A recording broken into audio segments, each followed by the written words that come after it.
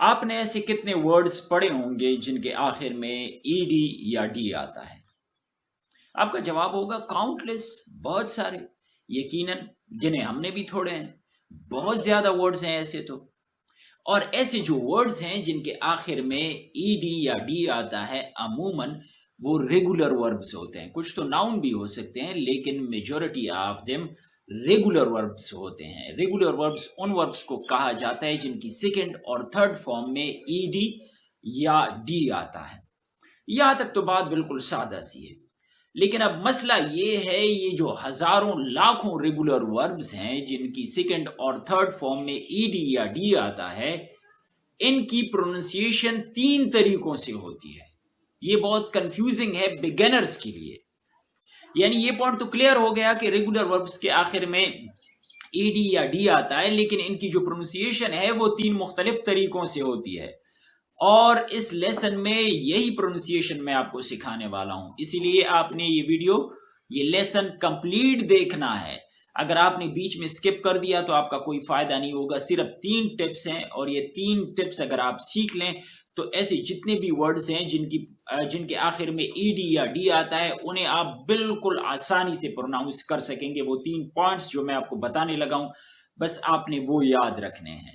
Lesson शुरू करने से पहले जिस तरह के सब लोग दरख्वास्त करते हैं, हम भी एक दरख्वास्त किए देते हैं आपसे कि और भी लेसन्स इसी किस्म के अपलोड करते रहें, और अगर कोई भी ना देखे तो फिर जो भी इल्म है हमारे पास वो शायद हम कब्र में ही ले जाएं। एनीवे, चलें अब लेसन का बाकायदा आगाज़ करते हैं। तो सबसे पहला पॉइंट ये है कि ऐसे जितने भी वर्ब्स हैं जिनके आखिर में ईडी या डी आता है, अगर ये जो वर्ब की रेगुलर वर्ब है, अगर इनके आखिर में डी आए और टी आए तो फिर आपने क्या करना है, एक सिलेबल ऐड करना है। आपने क्या करना है, एक सिलेबल ऐड करना है। अब मैं आपको एग्जांपल्स दे देता हूं। मिसाल के तौर पर नीड, अब इसकी जो सेकंड फॉर्म है वो है नीडेड। नीडेड, नीडेड, एक और सिलेबल का इजाफा हो गया। यहां मैं सिलेबल भी आपको बता दूं, सिलेबल कहते हैं वर्ड के उस हिस्से को, लफ्ज के उस हिस्से को जो जबान की एक ही हरकत से अदा हो। और जबान की जो एक ही हरकत है वो कहते हैं किसे, जबान जब ऊपर जाती है और फिर नीचे आती है तो इसी जुबान की एक हरकत कहा जाता है, 1 स्ट्रोक ऑफ टंग। ठीक है, अब ये है सिलेबल।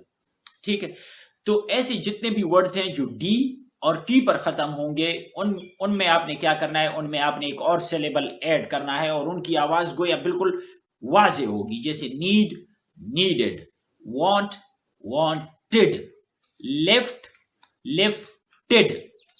ये पहला पॉइंट हो गया।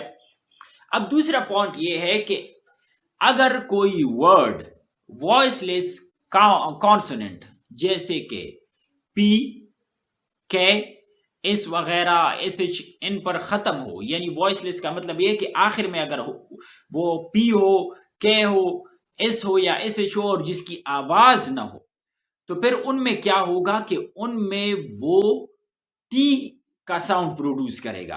ये रेगुलर वर्ब की जो सेकंड और थर्ड फॉर्म होगी, इसमें आखिर में टी की साउंड प्रोड्यूस होगी। मिसालें मैं आपको दे देता हूं, जैसे पैक, PAC। दूसरा जो वर्ड है वो है ड्रॉप, DROP। इसकी सेकंड और थर्ड फॉर्म है dropped, dropped, he dropped the catch, he dropped an easy catch. अब ये ड्रॉप्ड भी नहीं पढ़ा जाता और ड्रॉप्ड ये भी गलत प्रोनाउंसिएशन है इसकी। उन वर्ब्स के लिए जिनके आखिर में डी या ईडी आता है, उनकी प्रोनाउंसिएशन के लिए जो तीसरा पॉइंट है वो ये है कि ऐसे वर्ड्स यानी ऐसे वर्ब्स जो वॉइस्ड कॉन्सोनेंट पर जैसे कि बी, आर, एम वगैरह पर ख़त्म होते हैं, उनमें हमने क्या करना होगा कि डी की साउंड प्रोड्यूस करनी होगी जब हम उनकी सेकंड और थर्ड फॉर्म रीड करेंगे। एग्जाम्पल मैं आपको दे देता हूँ। मिसाल के तौर पर डिस्टर्ब, अब ये इसकी फर्स्ट फॉर्म है, सेकंड फॉर्म इसकी है डिस्टर्ब्ड और थर्ड फॉर्म डिस्टर्ब्ड, तो ये डी की साउंड प्रोड्यूस हो रही है। दूसरा वर्ड भी आप देख लीजिए इस सिलसिले का, वो है आंसर, आंसर्ड, आंसर्ड। ये आंसरेड भी नहीं है, आंसर्ट, आंसर्ट भी नहीं है। تو یہاں جو ہے آپ نے ڈی کی آواز نکالنی ہے۔ میں ریوائز کر دیتا ہوں یہ پوائنٹس۔ پہلا پوائنٹ یہ ہے کہ جب ریگولر ورب کے آخر میں ای ڈی، ریگولر ورب کہتے ہی انہی کو ہیں جن کے آخر میں ای ڈی یا ڈی آتا ہے، تو پہلی جو ان کی پروننسیشن ہے وہ یہ ہے کہ یہ ٹی کی آواز نکالتا ہے۔ پہلا ٹپ یہ ہے کہ یہ ڈبل کرنا پڑتا ہے ہمیں لاسٹ سلیبل، جیسے وانٹڈ، لفٹڈ۔ دوسرا ٹپ یہ ہے کہ یہاں ہم نے ٹی کی ساؤنڈ پروڈیوس کرنی ہوتی ہے، جیسے کہ ڈراپڈ، پیکڈ۔ اور تیسرا پوائنٹ یہ ہے کہ یہاں ہم نے کیا کرنا ہوتا ہے، ڈی کی ساؤنڈ آخر میں پروڈیوس کرنی ہوتی ہے، جیسے ڈسٹربڈ، آنسرڈ۔ مجھے امید ہے اگر یہ لیسن آپ نے کمپلیٹ دیکھا ہو تو ای ڈی کی جتنے بھی ورڈز ہیں ان کی پروننسیشن میں آپ بالکل غلطی نہیں کریں گے، اور آپ یاد رکھیں کہ یہ ورڈز لاکھوں کی تعداد میں، تو اگر ان کی پروننسیشن آپ کی بہتر ہو گئی تو اٹ مینس کہ آپ نے 20-30% اپنی پروننسیشن بہتر کر لی ہے۔ اور یہ بھی میں امید رکھتا ہوں کہ آپ نے فیبنگ وتھ صفی کو سبسکرائب کر لیا ہوگا۔ ملتے ہیں ایک اور لیسن کے ساتھ، ٹل دین ٹیک کیئر، اللہ حافظ۔